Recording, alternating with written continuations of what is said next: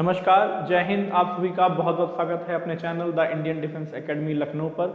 और जैसा कि आप जानते हैं, आर्मी के सभी ट्रेड के एग्ज़ाम के लिए हमारे यहाँ क्लासेस स्टार्ट हो चुकी हैं। जो हमारा 45 डेज़ का प्लान है, जो चैलेंज है 45 डे का, ये उसका आज सेकेंड डे है और यह क्लास प्रीमियर है। मैं पहले ही बता देना चाहता हूँ, कुछ थोड़ा सा मेडिकल इमरजेंसी की वजह से कहीं जाना पड़ रहा है, तो इस क्लास को हमने प्रीमियर कर दिया है।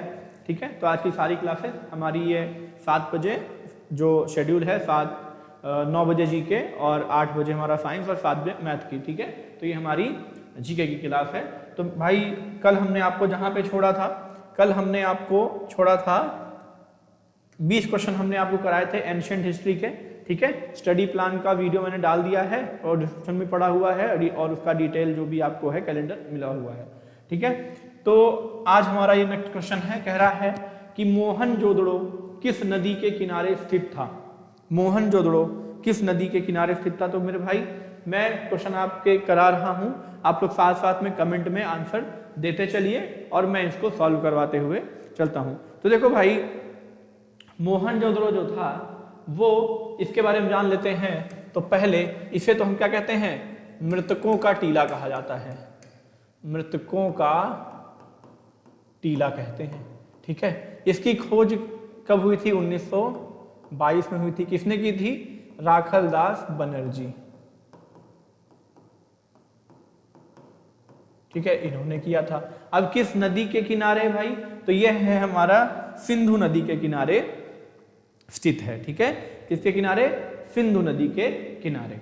तो हम चलते हैं हमारे अगले क्वेश्चन के ऊपर भाई। अगला क्वेश्चन देखो क्या कह रहा है। कह रहा है कि बौद्ध धर्म में संघ की स्थापना किसने की थी? तो महावीर, अशोक, बुद्ध या नागार्जुन। तो भाई बौद्ध धर्म में जो संघ की स्थापना होगी किससे संबंधित है? बुद्ध से संबंधित है। तो उनके धर्म में स्थापना कोई बाहरी व्यक्ति दूसरे धर्म का तो आएगा नहीं। ठीक है, कोई दूसरे धर्म का तो आएगा नहीं, तो महावीर तो हो ही नहीं सकते। ठीक है, अशोक तो खुद इनका अनुयायी था, नागार्जुन भी नहीं होंगे। तो बुद्ध ने किसकी स्थापना की थी? संघ की स्थापना की थी। किस लिए किया था? जो भी उनके फॉलोअर्स हैं, यानी जो उनके अनुयायी थे, उनके लिए उन्होंने किया था। और ये संघ होता क्या था? एक तरह से बौद्ध भिक्षुओं का एक समुदाय होता था। इसी संघ को क्या कहते थे? बौद्ध भिक्षुओं का एक समुदाय होता था। बौद्ध भिक्षुओं का एक समुदाय कह लो या संघ कह लो, ठीक है, या ग्रुप कह लो, तो वो कहा जाता था। ठीक भाई, चलते हैं अगले क्वेश्चन के ऊपर। भाई देखो, सभी लोग क्लास से जुड़े रहें, वीडियो को शेयर करें, लाइक करें, सब्सक्राइब करें। ठीक है, ऊपर दिए गए नंबर पे आप जो भी लोग ऑफलाइन तैयारी करना चाहते हैं, प्रॉपर हॉस्टल फैसिलिटीज़ अवेलेबल हैं, क्लास फैसिलिटीज़ अवेलेबल हैं, आप आकर के अवेल कर सकते हैं, अपनी तैयारी को बेहतर बना सकते हैं। ठीक है, अगला क्वेश्चन है, कह रहा है महाजनपदों की संख्या कितनी थी? तो भाई कई बार हमने आपको बताया है महाजनपदों की संख्या कितनी थी। 16 महाजनपद थे हमारे। ठीक है, कितने महाजनपद थे? 16 महाजनपद में, जिनमें सबसे शक्तिशाली कौन था? इनमें सबसे शक्तिशाली जो था हमारा वो मगध था। ठीक है, सबसे शक्तिशाली कौन सा हमारा था? वो मगध था। यहीं पर तो शुरू होती है कहानी, यहीं से ना हर एक वंश आएगा, फिर दुनिया भर के वंश आते रहते हैं, तो यहाँ से शुरू होता है हमारा। महाजनपद की संख्या कितनी है? 16 है। चलते हैं अगले क्वेश्चन के ऊपर। देखो, आप लोग आंसर फटाफट करते चलिए, मैं ज़्यादा समय नहीं लगाऊंगा। ठीक है, कि कम समय में हम ज़्यादा से ज़्यादा क्वेश्चन को करें। और भाई ये केवल क्लास हमारी जो है, ये है हमारी एंशिएंट हिस्ट्री की है, कैलेंडर के वाइज से एंशिएंट फिर मॉडर्न फिर मिडिवल, मिडिवल फिर मॉडर्न हम लेकर के चलते रहेंगे। तो अगला क्वेश्चन देखो भाई क्या कह रहा है। अगला क्वेश्चन कह रहा है कि मौर्य साम्राज्य की राजधानी कहाँ थी? ऑप्शन है पाटलिपुत्र, तक्षशिला, उज्जैनी या अवंती। तो भाई बताओ, मौर्य साम्राज्य की राजधानी कहाँ है? बताते चलो भाई। अच्छा, मौर्य साम्राज्य की बात करेंगे तो मौर्य साम्राज्य की स्थापना किसने की थी? यह क्वेश्चन बहुत आता है। तो भैया कौन है? चंद्रगुप्त मौर्य है। कौन है? चंद्रगुप्त मौर्य है। किसकी सहायता से? चाणक्य की सहायता से किया था। चाणक्य की सहायता से किया था। ठीक है, किस वंश को खत्म किया था? तो धनानंद को मार करके बना था। धनानंद को मारकर कह सकते हो, ठीक है। और धनानंद किस वंश का था? धनानंद था नंद वंश का अंतिम शासक, नंद वंश का अंतिम शासक था भैया ये, ठीक है। तो अब राजधानी की बात करोगे भाई, तो राजधानी थी कहाँ थी? राजधानी इसकी पाटलिपुत्र में थी, जो वर्तमान में कहाँ है? वर्तमान में हमारा बिहार में है, ठीक है। वर्तमान में कहाँ है? बिहार में है, पाटलिपुत्र में, ठीक है। क्लियर है? चलते हैं अगले क्वेश्चन के ऊपर। देखो नेक्स्ट क्वेश्चन क्या कह रहा है? कह रहा है कि गौतम बुद्ध ने अपना पहला उपदेश कहाँ दिया था? Where did Gautam Buddha deliver his first sermon? कह रहा है सारनाथ, बोध गया, कुशीनगर या वैशाली। तो बताते चलो भाई, फटाफट सभी लोग आंसर देते चलो। देखो यहाँ पे देखो 4 शहर दिए हुए हैं, सारनाथ, बोध गया, कुशीनगर और वैशाली। और यकीन मानो ये चारों ही बहुत इंपॉर्टेंट हैं, ये चारों जो जगह यहाँ पर दी हुई हैं ये सब ही एकदम इंपॉर्टेंट हैं, ठीक है। तो भाई बताओ फटाफट क्या होगा राइट आंसर? देखो इसमें कह रहा है कि सबसे पहला, तो भाई सबसे पहला इन्होंने अपना उपदेश दिया था, वो दिया था सारनाथ में दिया था। सारनाथ कहाँ है? बनारस, सॉरी वाराणसी कह सकते हो या यूपी कह सकते हो, ठीक है, वाराणसी में है। और सारनाथ का जो अशोक स्तंभ है, ठीक है, धर्म चक्र प्रवर्तन को दर्शाता है, या कह सकते हो कि सारनाथ स्तंभ को किसने बनवाया था? अशोक ने बनवाया था। बोध गया क्या है? जहां पर इनको ज्ञान की प्राप्ति होती है, ठीक है, ज्ञान प्राप्ति होती है, वह जगह हमारी क्या है? बोध गया है। फिर उसके बाद में जो हमारा कुशीनगर है, यह क्या है? कुशीनगर जहां पर इनका महापरिनिर्वाण होता है, ठीक है, यानी मृत्यु होती है, महापरिनिर्वाण होता है कुशीनगर में। वैशाली क्या है? वैशाली एक प्रमुख जगह है जहां पर गौतम बुद्ध ने कई सारे उपदेश दिए थे, ठीक है। और एक जगह और है लुम्बिनी, जहां पर उनका जन्म हुआ। तो भाई आप ऐसे एक इसमें ऑप्शन जोड़ लो और लुम्बिनी लिख लो। तो भैया ये 4-5 शहर हैं, इनसे एक क्वेश्चन आपका पक्का ही पक्का आएगा, ठीक है। जन्म, ठीक है, जन्म, ज्ञान, पहला उपदेश और महापरिनिर्वाण, इतना ध्यान रखना है, ठीक है। क्लियर रहेगा? जन्म कहाँ हुआ? वैशाली में हुआ। फिर ज्ञान कहाँ प्राप्त हुआ? बोध गया में प्राप्त हुआ। पहला उपदेश फिर कहाँ दिया? सारनाथ में दिया। फिर सबसे ज्यादा कहाँ दिए? वो वैशाली में दिए। कुशीनगर में फिर उनकी मृत्यु हो जाती है, वहां पर निर्वाण हो जाता है। इतने क्वेश्चन आपके एक क्वेश्चन से बनते हैं इस प्रकार से। चलते हैं अगले क्वेश्चन के ऊपर। कह रहा है कि मौर्य वंश का अंतिम शासक कौन था? मौर्य वंश का अंतिम शासक कौन था? देखो अशोक है, बृहद्रथ है, चंद्रगुप्त मौर्य है या बिंदुसार है। तो भाई बहुत सिंपल सा क्वेश्चन है ना। अगर आप ऑप्शन मेथड से चलते हो, एलिमिनेशन मेथड से, तो भी आप इस क्वेश्चन को बहुत इजीली कर सकते हो। देखो बिंदुसार तो भाई होगा नहीं, है ना, आपको पता है। और चंद्रगुप्त मौर्य ने तो मौर्य वंश की स्थापना ही करी थी, ठीक है। फिर उसके बाद में अशोक है, तो बहुत प्रतापी शासक हुआ है। फिर उसके बाद में और भी शासक हुए हैं। तो भैया एक ही नाम बच रहा है, वो क्या है? वो हमारा बृहद्रथ है। तो बृहद्रथ ही मौर्य वंश का अंतिम शासक है, ठीक है। बृहद्रथ ही क्या है? मौर्य वंश का अंतिम शासक रहेगा, ठीक है भाई, क्लियर है। और जो क्योंकि बृहद्रथ जो था, इसको इसके ही जो सेनापति था पुष्यमित्र शुंग, इसने मार दिया था। किसने मारा था? पुष्यमित्र शुंग ने मारा था। पुष्यमित्र शुंग ने इसको क्या किया? मारा। और फिर यहां से शुंग वंश की स्थापना कर देता है भाई। इसी का क्या था? इसका सेनापति था, सेनापति था, ठीक है। तो इसे क्या है? यह है अंतिम शासक है मौर्य वंश का बृहद्रथ, ठीक भाई। चलते हैं अगले क्वेश्चन पे।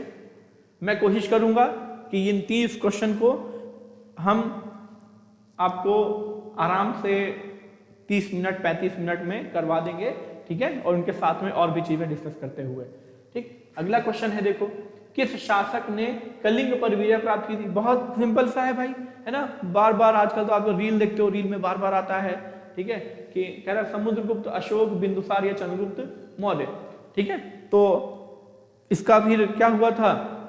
हृदय परिवर्तन हो गया था कलिंग युद्ध के बाद, क्योंकि कलिंग बहुत खतरनाक युद्ध हुआ था भाई, है ना।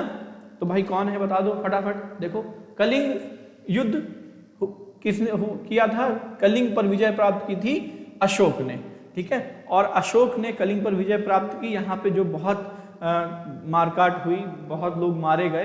तो यहाँ की जो मौतें हुई उनसे क्या हुआ, उनसे बहुत प्रभावित होकर के अशोक ने फिर क्या किया, अशोक ने हथियार छोड़ दिए कि अब मैं युद्ध नहीं लड़ूंगा, अब मैं बुद्ध के उपदेशों पे काम करूंगा। और यहीं से हृदय परिवर्तन होकर के वह क्या करता है, हृदय परिवर्तन होकर वह बुद्ध धर्म को अपनाता है, बौद्ध धर्म को अपनाकर शांति के रास्ते पे चलता है। ठीक है, शांति अपना लेता है अशोक। ठीक है, चलते हैं अगले क्वेश्चन के ऊपर। नेक्स्ट क्वेश्चन देखो क्या कह रहा है कि किस गुप्त शासक को भारतीय नेपोलियन कहा जाता है। कल की क्लास में भी यह क्वेश्चन मैंने आपको बताया था, कल भी यह क्वेश्चन आया था कि भैया किसे हम कहते हैं भारत का नेपोलियन क्यों कहा जाता है, ये भी बताया था, पर फिर भी बता देता हूं जो लोग पहली बार जुड़े हैं उनके लिए। तो भाई देखो नेपोलियन क्या था, नेपोलियन एक क्या था, सेनापति था जिसने कभी कोई युद्ध हारा नहीं, उसकी भी बहुत अच्छी टेक्निक्स थी युद्ध लड़ने की। ठीक है, उसके जो सैन्य अभियान थे बहुत ही जबरदस्त थे। तो ऐसे ही भारत का एक राजा है, ठीक है, जिसके सैन्य अभियानों की वजह से उसे भारतीय नेपोलियन कहा जाता है, और वह व्यक्ति है समुद्रगुप्त, जिसे भारतीय नेपोलियन कहते हैं। ठीक है, और अगर आपको थोड़ा सा फिक्शन के थ्रू देखना है कि नेपोलियन ने किस प्रकार से लड़े, तो नेपोलियन की एक मूवी भी आई थी लास्ट ईयर 2024 में या 23 में आई थी, तो आप उसे देख सकते हैं। ठीक है, चलते हैं नेक्स्ट क्वेश्चन के ऊपर। देखो अगला क्वेश्चन क्या कह रहा है, कह रहा है कि हर्षवर्धन की राजधानी कौन सी थी। हर्षवर्धन की राजधानी कह रहा है पाटलिपुत्र, कन्नौज, उज्जैन या थानेश्वर। तो भाई बताओ क्या होगा, हर्षवर्धन की राजधानी कौन सी थी, फटाफट बताओ, फटाफट भाई बताते चलो। देखो हर्षवर्धन ने अपनी राजधानी बनाई थी, वह स्थापित करी थी कन्नौज को। कहाँ किया था, कन्नौज को अपनी राजधानी स्थापित किया था हर्षवर्धन ने। ठीक है, चलते हैं अगले क्वेश्चन के ऊपर भाई। अगला क्वेश्चन कह रहा है कि प्रसिद्ध नालंदा विश्वविद्यालय किसने स्थापित किया। प्रसिद्ध नालंदा विश्वविद्यालय किसने स्थापित किया, चंद्रगुप्त मौर्य, कुमारगुप्त प्रथम, समुद्रगुप्त या हर्षवर्धन। तो भाई बताओ फटाफट, कल भी ऐसा ही एक क्वेश्चन आया था। ठीक है, तो फटाफट भाई बताते चलो किसने किया था। देखो हमारे क्या है, प्राचीन समय के बहुत अच्छे जो हमारे विश्वविद्यालय हुए हैं। ठीक है, नालंदा, तक्षशिला और विक्रमशिला। ठीक है, नालंदा, विक्रमशिला और तक्षशिला। तो भाई यहाँ पे पूछा गया है नालंदा के बारे में। तो पहली बात तो नालंदा है कहाँ, तो नालंदा विश्वविद्यालय भैया कहाँ है, बिहार में है। ठीक है, बिहार में है, जिसको बनवाया था कुमारगुप्त प्रथम ने बनवाया था। ठीक है, किसने बनवाया था, कुमारगुप्त प्रथम ने इसका निर्माण करवाया था। ठीक है, फिर इसके बाद में अगर बात करेंगे जो हमारा अगला है तक्षशिला, तो वह कहाँ है, तक्षशिला हमारा, तक्षशिला ये कहाँ है, पाकिस्तान में है। ठीक है, वह पाकिस्तान में है और इसे बनवाया था धर्मपाल ने बनवाया था। फिर हमारा अगला आ जाता है विक्रमशिला। विक्रमशिला आ जाता है। ठीक है, तो विक्रमशिला भाई किसने बनवाया था, विक्रमशिला भाई किसने बनाया था, भाई बताओ फटाफट कमेंट में बताओ। आप सभी के लिए आंसर क्वेश्चन है कि विक्रमशिला किसने बनवाया था। गड़बड़ हो गया है, देखो विक्रमशिला को सॉरी गड़बड़ है, विक्रमशिला को धर्मपाल ने बनवाया था भाई, मिस्टेक हो गई है। ठीक है, विक्रमशिला को धर्मपाल ने बनवाया था और तक्षशिला के बारे में जानकारी नहीं मिलती है। ठीक है, उसके बारे में थोड़ा कंफर्म जानकारी नहीं है। ठीक है, पाकिस्तान के क्षेत्र में है इतना पता है, लेकिन इसमें मौर्य समय तक काफी विकसित हो गया था, ये जानकारी है, बट किसने बनवाया ये इसके डेटा अभी अवेलेबल सही से प्राप्त नहीं होता है। तो विक्रमशिला धर्मपाल और नालंदा कुमारगुप्त प्रथम ने बनाया था। ठीक है, चलते हैं भाई हमारे अगले क्वेश्चन के ऊपर, नेक्स्ट क्वेश्चन के ऊपर चलते हैं। अगले क्वेश्चन के ऊपर चलते हैं भाई। कह रहा है कि अजंता की गुफाएं किस काल की हैं, अजंता की गुफाएं किस काल की हैं, गुप्त काल, मौर्य काल, कुषाण काल या वैदिक काल। तो भैया बताओ कौन बताएगा, फटाफट आंसर देते चलो कि गुप्त काल की गुफाएं सॉरी गुप्त काल कह रहा हूं, अजंता की गुफाएं किस काल की हैं? बताओ। आंसर मैंने ही बोल दिया है ना, वो मुंह से ही निकल जाता है। ठीक है, देखो तो अजंता की जो गुफाएं हैं वो गुप्त काल की गुफाएं हैं, गुप्त काल के समय इनका निर्माण हुआ था। ठीक है, जो बौद्ध कला का एक उत्कृष्ट उदाहरण है।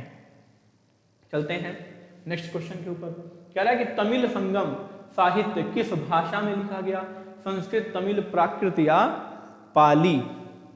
बताओ भाई, तमिल संगम किस लिखा गया?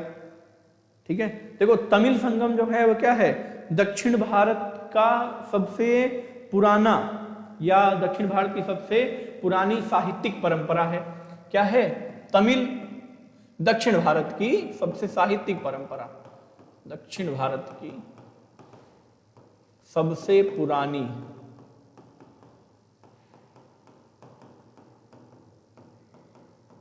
साहित्यिक परंपरा कह सकते हो, या उसको आप कुछ भी कह सकते हो, साहित्य से संबंधित है। तो भाई देखो पाली प्राकृत तो नहीं होगी, ठीक है, क्योंकि साउथ की बात कर रहा है तो वहां पे तमिल है जो कि बहुत पुरानी भाषा है। ठीक है, तो तमिल लैंग्वेज में है तमिल संगम का साहित्य। ठीक है, चलते हैं भाई हमारे नेक्स्ट क्वेश्चन के ऊपर। अगला क्वेश्चन क्या कहता है? अगला क्वेश्चन कह रहा है कि मेगस्थनीज किस राजा के दरबार में आया था? मेगस्थनीज किस राजा के दरबार में आया था? अशोक, समुद्रगुप्त, चंद्रगुप्त मौर्य या बिंदुसार? देखो मुझे नहीं लग रहा है कि आपको इस वीडियो को फॉरवर्ड करके देखने की जरूरत है, मैं खुद ही बहुत तेजी से करवा रहा हूं। बाकी अगर आपको लगता है कि नहीं थोड़ा सा और तेज करके दे सकते हो तो आज की क्लास में आप 30 मिनट में पूरे 30 क्वेश्चन आप कर लेंगे, उसमें कोई डाउट वाली बात नहीं रहेगी। ठीक है, तो कह रहा है कि मेगस्थनीज किस राजा के दरबार में आया था भैया? तो बता दो फटाफट, क्या था? अच्छा, मेगस्थनीज कौन था? एक ग्रीक राजदूत था। ठीक है, ग्रीक राजदूत था, और किसके द्वारा भेजा गया था? तो ये बता दो, सेल्यूकस निकेटर के द्वारा। कहां का था? ग्रीक का था, ग्रीक का राजदूत था। किसका राजदूत था? ग्रीक तो देश है, पर यह था सेल्यूकस निकेटर, सेल्यूकस निकेटर का राजदूत था। ठीक है, सेल्यूकस निकेटर का। और किसके दरबार में आया था भाई? तो ये आया था चंद्रगुप्त मौर्य के दरबार में। ठीक है, किसके दरबार में? चंद्रगुप्त मौर्य के दरबार में आया था। तो देखो अगर क्वेश्चन पूछेगा मेगस्थनीज कहाँ का था, तो ग्रीक का था। किसका राजदूत था? सेल्यूकस निकेटर का था। किससे मिलने आया था? तो चंद्रगुप्त मौर्य के पास आया था। ठीक है, चलते हैं हम हमारे अगले क्वेश्चन के ऊपर। देखो अगला क्वेश्चन क्या कह रहा है? अगला क्वेश्चन कह रहा है अशोक के किस शिलालेख में कलिंग युद्ध का वर्णन मिलता है? तो भैया बताओ फटाफट आंसर देते चलो कि अशोक के किस शिलालेख में कलिंग युद्ध का वर्णन मिलता है? तो भाई बताओ। ठीक है, शिलालेख संख्या 5, 10, 13 या 8? ठीक है, तो इसका जो सही आंसर है वो हमारा 13 है, जिसमें कलिंग युद्ध के बारे में बताया गया है और नाम दिया गया है विनाश लीला। ठीक है, तो यानी कि कलिंग युद्ध और विनाश लीला का वर्णन किया गया है इसमें, क्योंकि कलिंग में बहुत विनाश हुआ ना। ठीक है, तो इसमें क्या हुआ था? क्या है? कलिंग युद्ध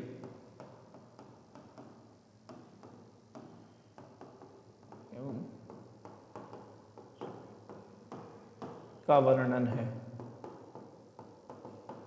अगर आप लोगों का एग्जाम से संबंधित कोई भी सवाल, कोई भी क्वेश्चन, डाउट रहता है तो कुमार डी कुलदीप मेरा अपना इंस्टाग्राम हैंडल है, आप वहाँ पर मुझे डीएम करके अपने को डाउट्स को पूछ सकते हैं, क्वेश्चन को पूछ सकते हैं, और आपको नीचे डिस्क्रिप्शन में उसका लिंक मिल जाएगा। ठीक है, चलते हैं नेक्स्ट क्वेश्चन के ऊपर। अगला क्वेश्चन है कि गुप्त शासकों ने किस धातु के सिक्के चलाए थे? बहुत बढ़िया क्वेश्चन है।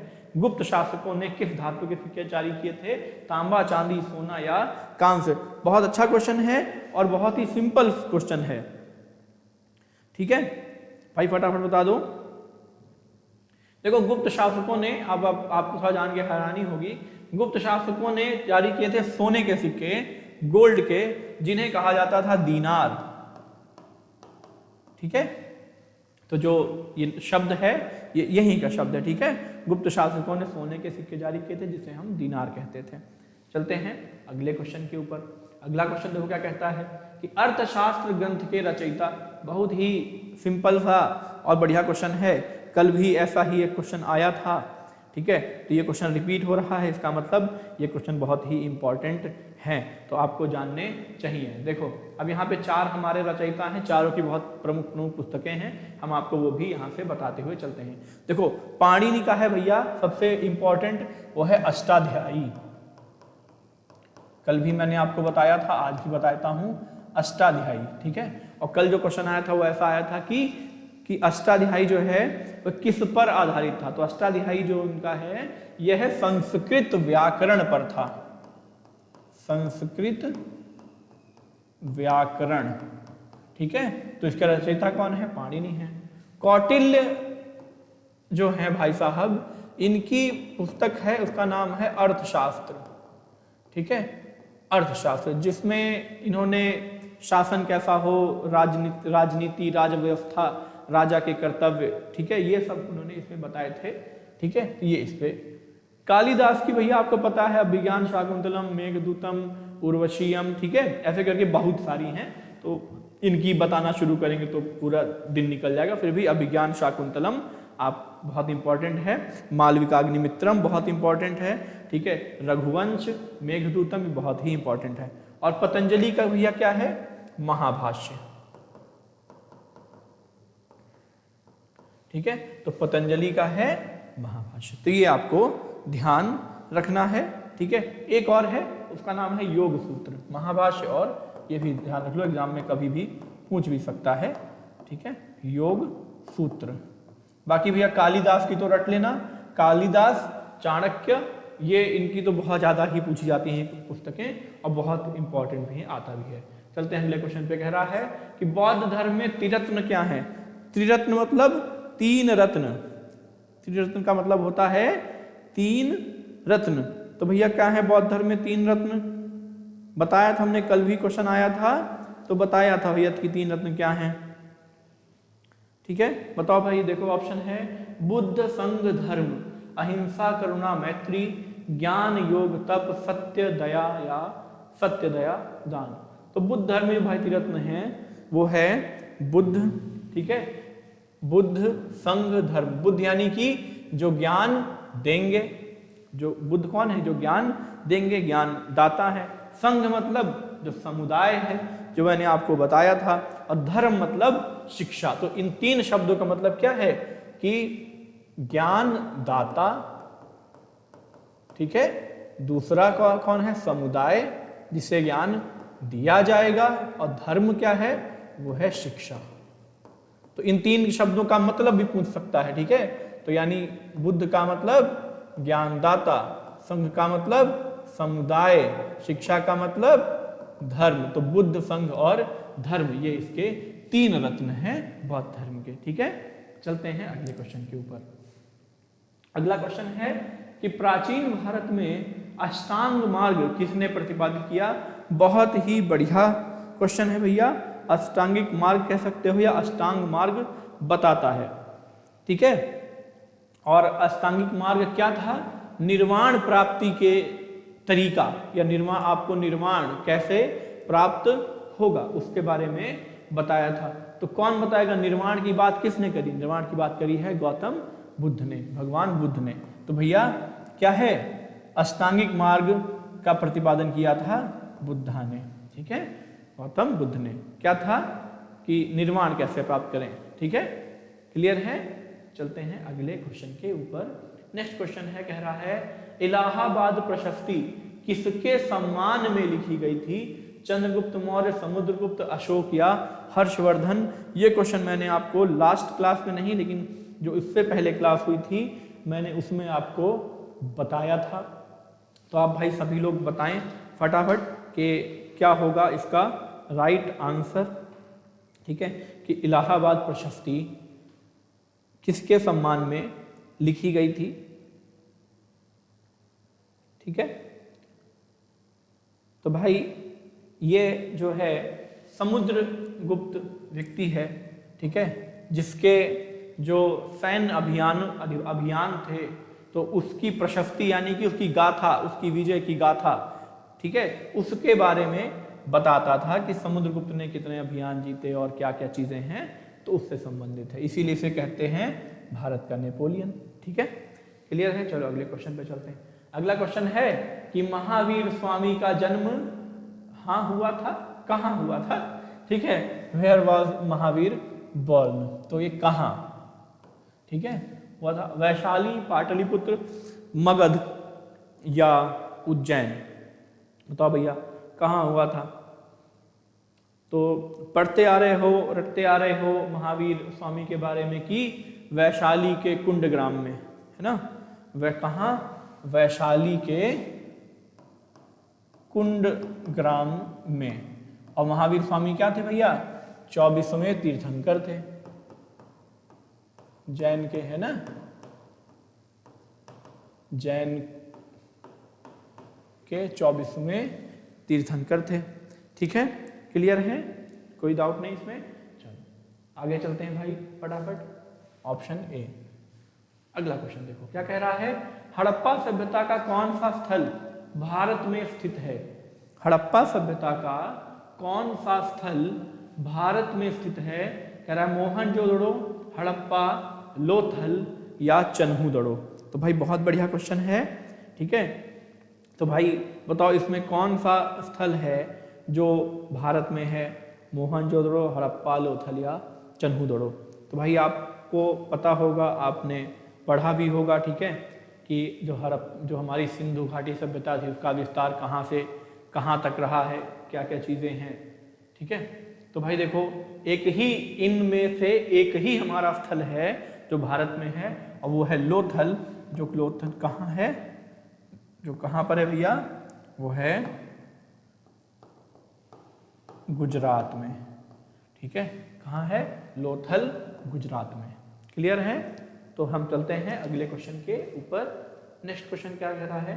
ऋग्वेद में कितने सूक्त हैं? ये भी हमने आपको कल बताया था, कल के पेपर में क्वेश्चन में रिपीट हुआ था। तो भाई देखो क्वेश्चन रिपीट होते हैं, अब वो रिपीट क्यों हो रहे हैं उसके पीछे रीजन है। वो रीजन ये है कि भाई जैसे हमने क्वेश्चन उठाए, कि भाई हमें 200 क्वेश्चन चाहिए या 500 क्वेश्चन चाहिए एंशिएंट हिस्ट्री के, जो एग्जाम में रिपीट हुए हैं, आपके आर्मी के एग्जाम में बार बार। तो ये क्वेश्चन जब रिपीट होते हैं ईयर वाइज, तो हम उन्हीं को फिर क्या करते हैं, उठाते हैं, तो वो फिर डबल डबल भी हो जाते हैं। ठीक, तो हमारा यहाँ पे आंसर क्या हो जाएगा? हमारा आंसर हो जाएगा 1028।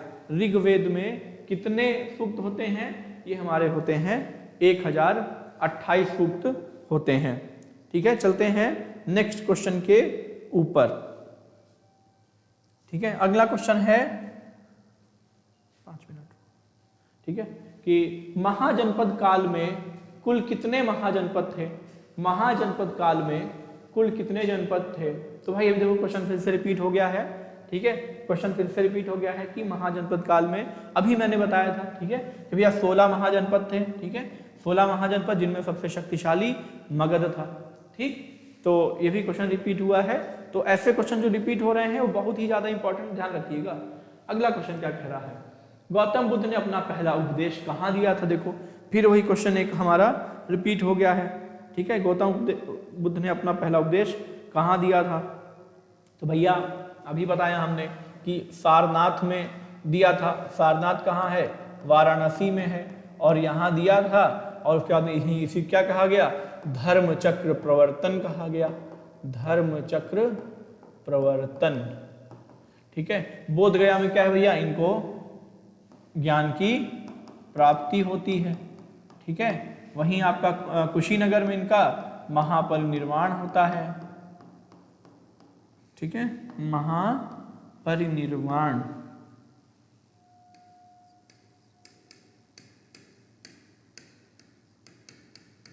ठीक है, महापरिनिर्वाण होता है। और वैशाली इन्होंने यहाँ पे सबसे ज्यादा अपने क्या दिए? उपदेश दिए। ठीक है, उपदेश दिए यहाँ पे। ठीक, तो क्लियर है। चलते हैं अगले क्वेश्चन के ऊपर। अगला क्वेश्चन क्या कह रहा है? जैन धर्म के 24वें तीर्थंकर। तो भाई अभी हमने आपको बताया था कि जैन धर्म के 24वें तीर्थंकर कौन हैं, तो हमारे ऋषभदेव हैं, बहुत ही इम्पोर्टेंट हैं, ठीक है। 24वें महावीर स्वामी ऋषभदेव तो पहले हैं। देखो जल्दी जल्दी में ना वो थोड़ा सा गड़बड़ जबान हो जाती है, ठीक है। तो भाई ये कौन थे, महावीर स्वामी थे, इनके जैनों के अंतिम और 24वें तीर्थंकर, ठीक है। चलते हैं अगले क्वेश्चन में। अगला क्वेश्चन है कि प्राचीन भारत में सबसे पुरानी सभ्यता कौन थी, मौर्य साम्राज्य, गुप्त साम्राज्य, हड़प्पा या कुषाण। तो भाई ये तो क्वेश्चन कोई भी बता देगा, आपने अगर बेसिक भी नहीं पढ़ा है तो भी आप बता देंगे कि क्या है, ठीक है। क्योंकि भारत में सबसे पुरानी सभ्यता किसे कहते हैं, हम हड़प्पा सभ्यता कहते हैं, या जिसे हम सिंधु घाटी सभ्यता भी कहते हैं। इंडस वैली सिविलाइजेशन या हड़प्पन सिविलाइजेशन आप कह सकते हो, ये क्या है, सबसे पुरानी सभ्यता है, ठीक। चलते हैं अगले क्वेश्चन के ऊपर। देखो अगला क्वेश्चन क्या कह रहा है, पंचतंत्र के रचयिता कौन है। तो भैया पंचतंत्र की कहानियां आपने पढ़ी होंगी, है ना, बहुत फेमस हैं, बचपन में आपने पढ़ी होंगी कई लोगों ने, ठीक है। तो पंचतंत्र की कहानियां किसने लिखी थी, विष्णु शर्मा ने, ठीक है। बाकी पतंजलि का आपको मालूम है कि इनकी कौन सी है, महाभाष्य है, कौटिल्य की अर्थशास्त्र है और बाणभट्ट की हर्षचरित है, ठीक है। तो ये इंपॉर्टेंट है, ठीक है। चलते हैं भैया अपने नेक्स्ट क्वेश्चन के ऊपर। क्या कह रहा है, चोल वंश का सबसे प्रसिद्ध राजा कौन था। ऑप्शन है राजेंद्र चोल, विजयालय, आदित्य चोल या महेंद्र वर्मन, ठीक है। ये महेंद्र बाहुबली नहीं है, महेंद्र वर्मन है, तो ध्यान देना, ठीक है। बताओ भैया कहाँ है चोल वंश का सब, तो राजेंद्र चोल, विजयालय, आदित्य चोल या महेंद्र वर्मन। देखो भाई इसमें चोलों में जो सबसे प्रमुख प्रसिद्ध राजा हुआ वो हुआ राजेंद्र चोल। इसने क्या किया, इसने चोल साम्राज्य का विस्तार किया और विस्तार करते करते यह हमारा जो दक्षिण पूर्व एशिया है वहां तक इसने अपनी विजय प्राप्त कर ली थी, ठीक है। तो काफी इसने अपना साम्राज्य बढ़ा लिया था राजेंद्र चोल ने। चलते हैं अगले क्वेश्चन के ऊपर। अगला क्वेश्चन कह रहा है कि प्रयाग प्रशस्ति किसने लिखी थी। देखो अब यहाँ पे अभी आया था कि प्रयाग प्रशस्ति किसके बारे में थी या किसकी विजय अभियानों के बारे में थी। अभी क्वेश्चन पूछा है कि किसने लिखी थी, तो कालिदास, हर्षवर्धन, बाणभट्ट या हरिशेन। तो भैया कौन बताएगा। तो देखो भाई प्रयाग प्रशस्ति जो थी वो लिखी थी हरिशेन ने, ठीक है। हरिशेन ने लिखी थी, जो क्या थी, समुद्रगुप्त की जो उपलब्धियां थी उनका वर्णन उसमें था, ठीक। चलते हैं अगले क्वेश्चन के ऊपर। कह रहा है कि महाभाष्य, देखो अभी 4 बार बता चुका हूं कि महाभाष्य क्या लिखा कौन है भैया, तो पतंजलि का महाभाष्य है। तो ये पतंजलि हमारा इसका राइट आंसर हो जाएगा भैया। तो हम आज हमारे 30 क्वेश्चन हम लोग कंप्लीट कर चुके हैं, ठीक है। जिसमें कि अभी हमने 50 कल की क्लास के मिला के, आज की क्लास मिला करके टोटल हम 50 क्वेश्चन इंडियन हिस्ट्री में, एंशिएंट हिस्ट्री के हम लोग कर चुके हैं। तो अभी हम इसमें और क्वेश्चन करेंगे, ठीक है।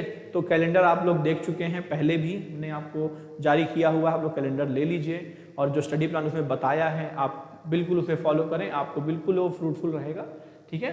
तो अभी इसकी एंशिएंट क्लासेस और होंगी, इन क्वेश्चन को हम देखेंगे जो बार बार रिपीट होते हैं, फिर हम लोग मिडिवल पे जाएंगे, फिर मॉडर्न पे जाएंगे। तो इसी के साथ वीडियो को समाप्त करते हैं।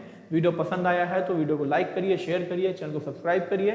और जो भी बच्चे, छात्र, गर्ल्स या बॉयज़, अगर आप लोग किसी भी डिफेंस एग्जाम की तैयारी कर रहे हैं, चाहे वो आपका एयरफोर्स हो, आर्मी हो, नेवी हो, SSCGD हो, एवरीथिंग, कोई भी एग्जाम हो, तो आप आकर के तैयारी कर सकते हैं। हॉस्टल फैसिलिटी, सारी फैसिलिटीज यहाँ पर बहुत अच्छी प्रॉपर अवेलेबल हैं, जिसमें आपको यहाँ पे रहना, खाना, पढ़ाई लिखाई सब चीज़ें मिलती हैं। तो इसी के साथ रखते हैं, आप इस नंबर पर कॉल करके जानकारी ले सकते हैं एडमिशन के लिए। और वैसे अगर आपको कोई केवल सिंपल सा जनरल आपका कोई क्वेश्चन है, कुछ क्वेरी है, तो आप कॉल ना करके आप मुझे इंस्टाग्राम पे DM करके मैसेज कर सकते हैं, मैं उसका रिप्लाई आपको दे दूंगा, ठीक है। तो इसी के साथ जय हिंद, जय भारत।